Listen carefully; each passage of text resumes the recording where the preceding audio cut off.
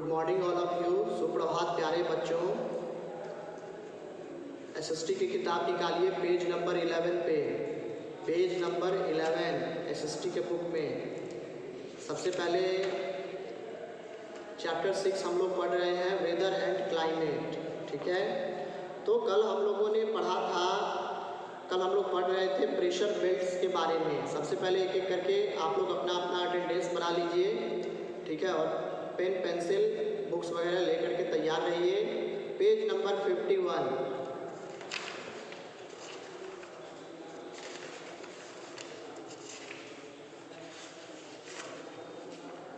ध्यान देंगे, pressure belts के बारे में हम लोग पढ़ रहे थे।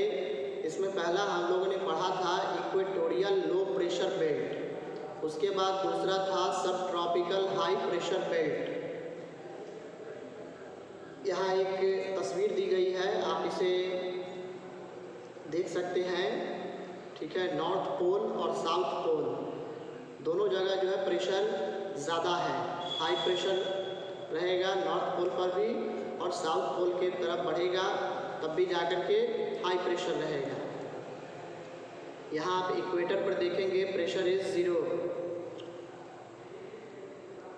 0 डिग्री, लेकिन जैसे ही आप ऊपर या इस नॉर्थ पोल या साउथ पोल की ओर आएंगे तो ये प्रेशर जो है बढ़ने लगता है, और फिर नॉर्थ पोल साउथ पोल आते आते तक यह प्रेशर हाई प्रेशर में बदल जाता है। ठीक है, उसके बाद है उसके नीचे सब पोलर लो प्रेशर बेल्ट। आइए देखें इसे।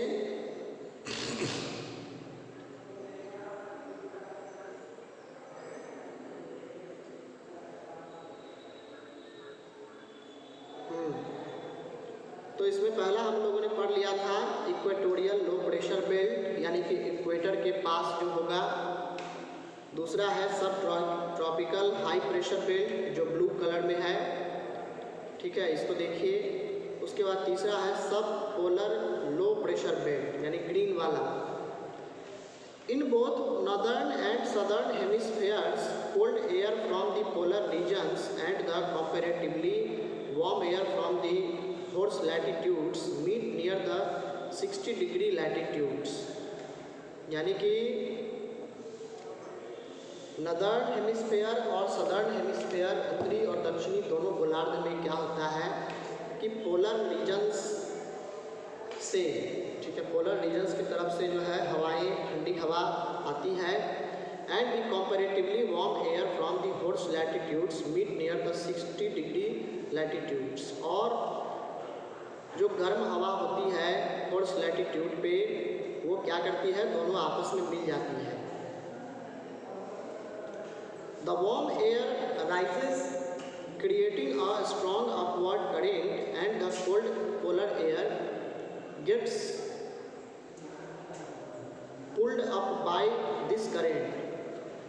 गर्म हवा क्या होती है, तो ऊपर उठती है, creating a strong upward current, और ऊपर की ओर जो है करंट वो क्रिएट करती है।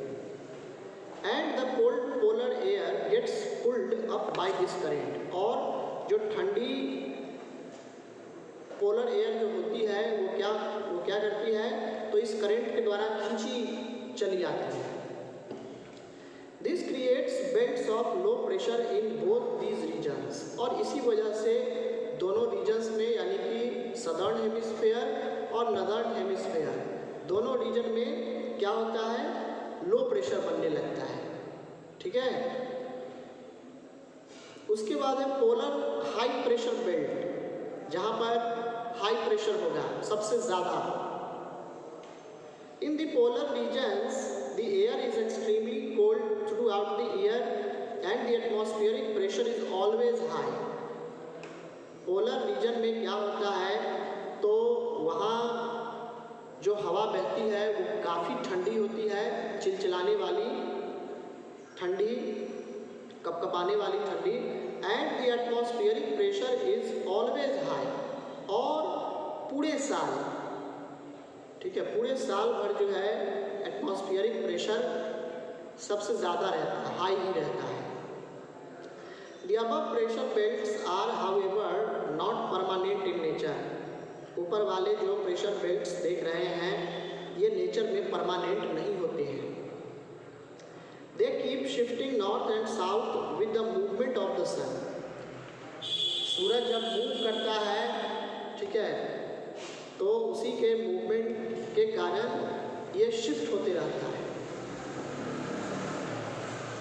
The temperature controls these pressure belts.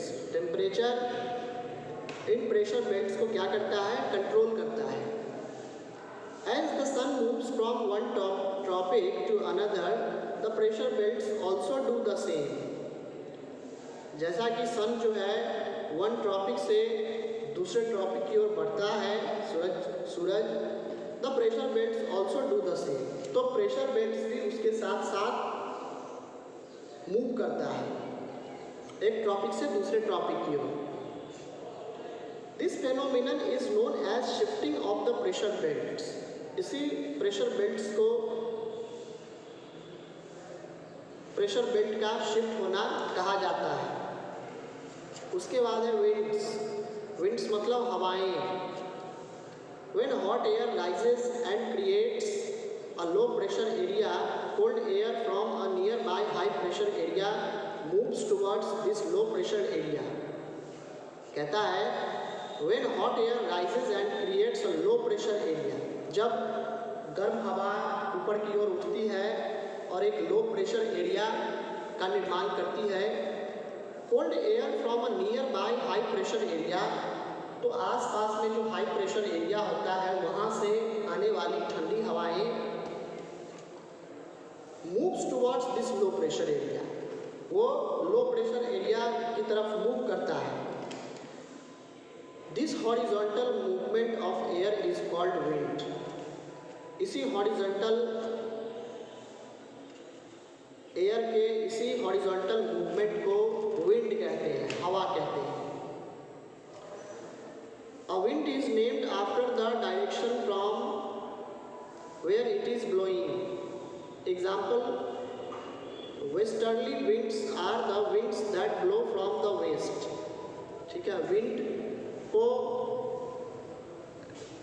यानी कि हवा का जो नाम जो दिया गया है वो हर एक डायरेक्शन के हिसाब से दिया गया है. जैसे पूरब से उठने वाली हवा को पूर्वी हवा कहा जाता है, पश्चिम से चलने वाली हवाओं को पछिया हवा या पछुआ हवा भी कहते हैं.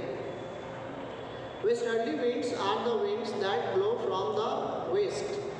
Due to the rotation of the earth, wind is deflected towards the right in the northern hemisphere and towards the left in the southern hemisphere.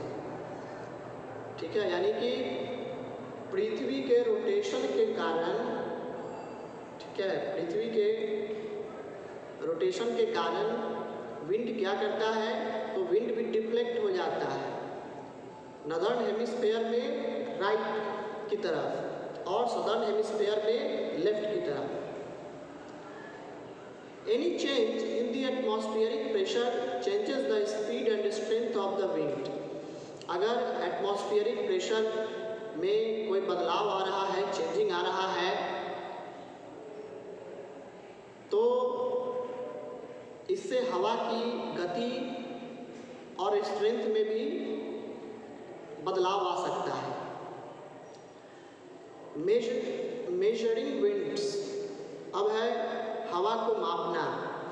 The direction and speed of the wind are never fixed. हवा की जो गति होती है और इसका direction, यानी कि किस डायरेक्शन से, किस दिशा से हवा आ रही है, यह कभी भी फिक्स नहीं होता है. ठीक है.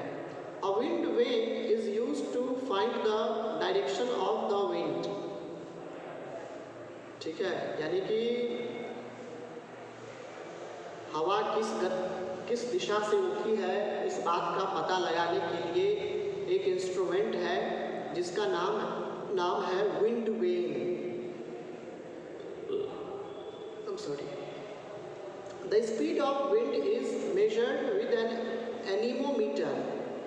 और हवा की जो गति मापी जाती है उस यंत्र को एनीमोमीटर कहते हैं, एनीमोमीटर। ठीक है, इसको आप लोग याद करते जाइए, ये आपका जीके का भी क्वेश्चन हो गया। ठीक है, ये सब जब आप कॉम्पिटिटिव एग्जाम में जाएंगे तो ये सारे क्वेश्चंस पूछे जा सकते हैं। ठीक है, these are the very very important questions. उसके बाद एक छोटा सा कहानी है, इसमें ध्यान देंगे।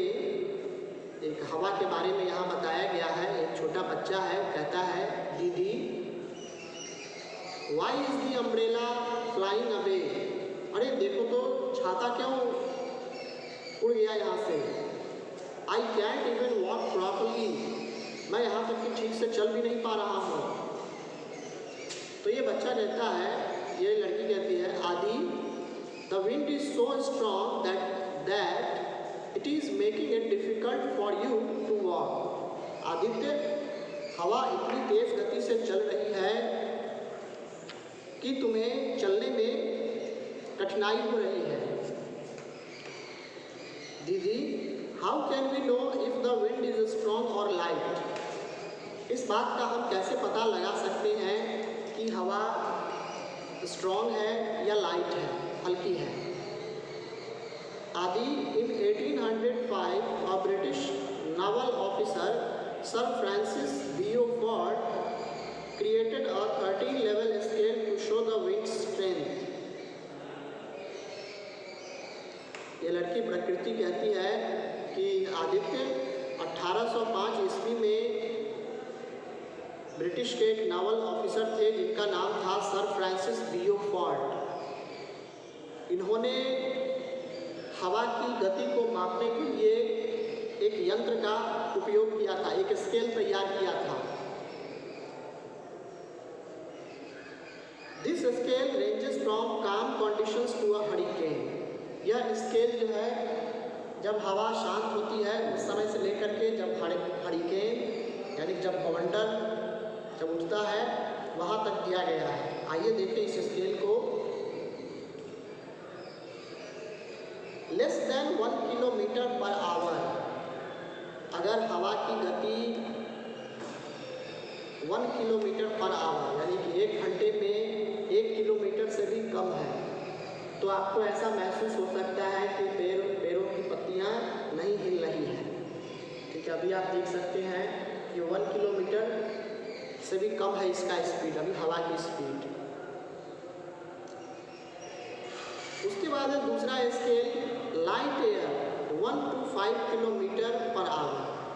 1 किलोमीटर से 5 किलोमीटर पर आवर की रफ्तार से अगर हवा चलती है तो उसको लाइट एयर कहा जाता है। लाइट एयर मतलब हल्की हवा, हल्की फुल्की हवा। उसके बाद है light breeze 6 to 11 kilometre per hour. 6 से अगर 11 किलोमीटर के घंटे की रफ्तार से अगर हवा बहती है तो उसको हम ब्रीज कहते हैं। ब्रीज मतलब खुशबूदार हवाएं। जब भीनी भीनी खुशबुएं हम स्मेल करते हैं, हम महसूस करते हैं, तो हम उस समय कहते हैं कि it's breezing. Next is gentle breeze, और भी सुहावनी ब्रीज। तो इसका जो रफ्तार होगा इसमें जेंटल ब्रीज का 12 to 19 किलोमीटर पर आवर, 12 से 19 किलोमीटर प्रति घंटा। इसके बाद है 20 to 28 kilometre per our. 20 kilometre per our से 28 किलोमीटर पर आवर के बीच अगर हवा की रफ्तार रहती है तो उसको मॉडरेट विंड कहा जाता है। मॉडरेट मतलब मृदु, जो अच्छा लगे सबको, मतलब ना ही ज़्यादा तेज़ ना ही ज़्यादा हल्की। उसके बाद है फ्रेश विंड, ताज़ी हवा 29 से 38 kilometre per our, 29 to 38 kilometre per our, इसको हम फ्रेश विंड कहते हैं। उसके बाद है स्ट्रॉन्ग विंड, तेज हवा 39 to 49 किलोमीटर पर आवर, 39 से 49 किलोमीटर प्रति घंटे की रफ्तार से अगर चलती है हवा तो उसे हम स्ट्रॉन्ग विंड कहते हैं। उसके बाद है 50 to 61 किलोमीटर पर आवर। अगर 50 से 61 किलोमीटर प्रति घंटे की रफ्तार से चलती है तो मॉडरेट गेल। मॉडरेट गेल मतलब कि हल्की फुल्की आंधी तूफान जैसा होने लगता है। उसके बाद है गेल 62 to 74 किलोमीटर पर आवर। अगर 62 किलोमीटर से लेकर के 74 किलोमीटर प्रति घंटे की रफ्तार से अगर हवा बहती है तो वह आंधी ला सकती है। उसके बाद है स्ट्रॉन्ग गेल, तेज आंधी, तेज हवाएं। ये कब होती है? जब हवा की गति 75 से लेकर के 88 किलोमीटर पर आवर होता है। Next is storm. Storm means तूफान।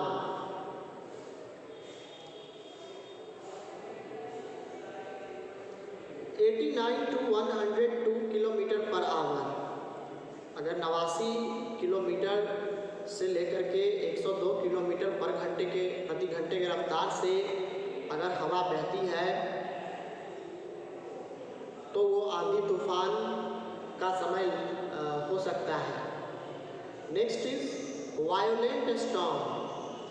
वायोलेंट स्टॉर्म मीन्स कि जब पेड़ वगैरह अपरूट हो जाता है, पेड़ जड़ से उखड़ जाता है, बहुत सारे घर मकान जो लंबे लंबे ऊंचे पेड़ पौधे होते हैं वो भी उखड़ जाते हैं, तो उसको वायोलेंट स्टॉर्म कहते हैं। और इसके लिए हवा की गति 103 kilometer से 117 किलोमीटर प्रति घंटे की रफ्तार होनी चाहिए। Next is hurricane. हरिकेन यह बहुत भयंकर होता है, जिसमें कई बार एक्सीडेंट्स भी होता है, कई लोग मारे जाते हैं। और इसके लिए हवा की गति 118 किलोमीटर प्रति घंटा और उससे ऊपर होना चाहिए। ये ऐसी हवा की गति होती है जब यहाँ तक कि पेड़ पौधे गाड़ी वगैरह होते हैं वो भी क्या कह सकते अनबैलेंस हो सकता है हवा की गति के कारण। ठीक है, चलिए उसके बाद है यहाँ the vertical movement of air is called air current. यानी कि वर्टिकल मूवमेंट ऊपर से नीचे या नीचे से ऊपर की ओर आना, हवा की गति, हवा के मूवमेंट को ही हम क्या कहते हैं? करेंट। यहाँ आप देख सकते हैं दोनों की तस्वीर दी गई है। पहला है विंड वेन। जैसा कि मैंने बताया था कि ये हवा के डायरेक्शन को बताता है कि हवा किस डायरेक्शन से आ रही है। दूसरा इंस्ट्रूमेंट है एनीमोमीटर, जिससे क्या किया जाता है तो हवा की स्पीड मापा जाता है कि हवा कितने किलोमीटर प्रति घंटे की रफ्तार से चल रही है। उसके बाद है टाइप्स ऑफ विंड्स। अब हवा के बारे में हम लोगों ने पढ़ा विंड्स, उसके बाद मेजरिंग विंड्स, विंड को कैसे मापा जाता है। अब इसके बाद है next topic types of winds, यानी कि हवा के प्रकार। ठीक है, इसको ध्यान से सुनिएगा सारे बच्चे।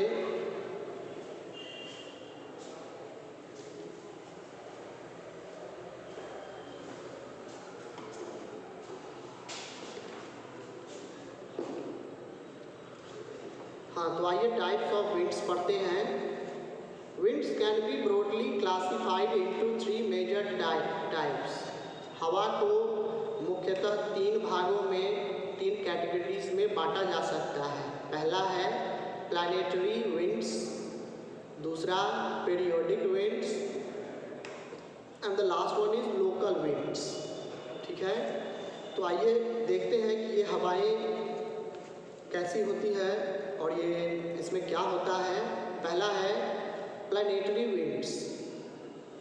सबसे पहले हम लोग प्लैनेटरी विंड्स के बारे में पढ़ेंगे। These winds are also known as permanent winds। इन हवाओं को परमानेंट यानी कि लगातार चलने वाली हवाएं भी कहते हैं। They blow in a particular direction throughout the year.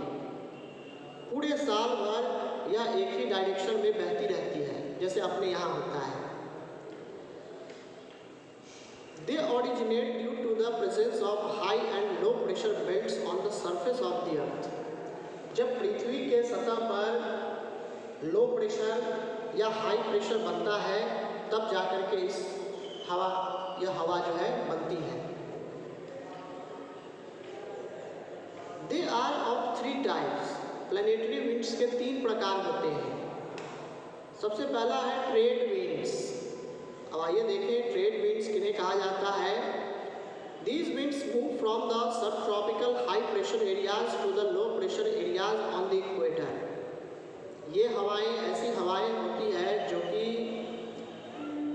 High equator पे जो हाई प्रेशर और लो प्रेशर एरिया बना हुआ है, इक्वेटर के पास ही हाई प्रेशर एरिया से लो प्रेशर एरिया की ओर जाती है, मूव करती है। In the northern hemisphere they blow in the north east direction and are known as north east trade winds. Northern hemisphere में यह नॉर्थ ईस्ट डायरेक्शन में बहती है and are known as north east trade winds. और northern hemisphere में इन हवाओं को नदर्न हेमिस्फीयर में यह हवा नॉर्थ ईस्ट की तरफ जो है बढ़ती है, इसीलिए इन हवाओं को नॉर्थ ईस्ट ट्रेड विंड्स भी कहा जाता है। ठीक है। In the southern hemisphere they blow in the south east direction and are known as south east winds. जबकि दक्षिणी गोलार्ध यानी कि सदर्न हेमिस्फीयर में यह साउथ और ईस्ट डायरेक्शन में बहती है, दक्षिणी पूर्वी डायरेक्शन में बहती है, जिसके कारण इसे सदर्न हेमिस्फीयर में हम साउथ ईस्ट विंड्स के नाम से जानते हैं। These winds follow Farrell's law, which states that all the moving bodies on the surface of the earth deflect towards their right in the northern hemisphere and towards their left in the southern hemisphere। ठीक है। यह हवा जो है फेरेल के नियमों का पालन करती है।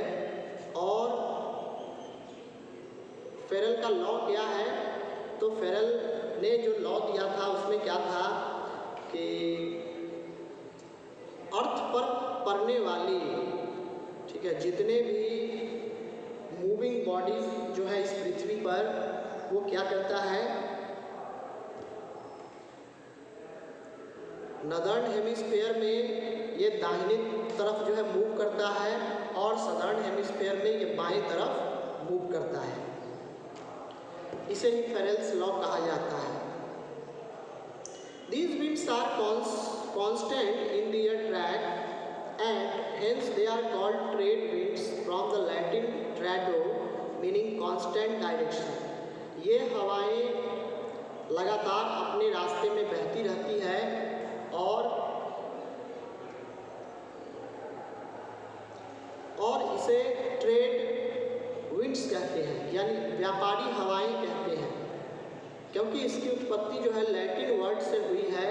लैटिन में ट्रेडो का मीनिंग होता है कांस्टेंट डायरेक्शन, यानी कि एक ही डायरेक्शन से उठने वाली हवा, उसे, और इसीलिए हम इसे ट्रेड विंड्स भी कहते हैं।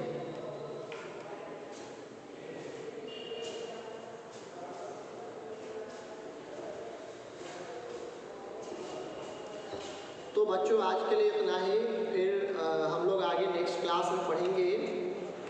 ठीक है, आज के लिए इतना ही। Thanks for watching this video. God bless you.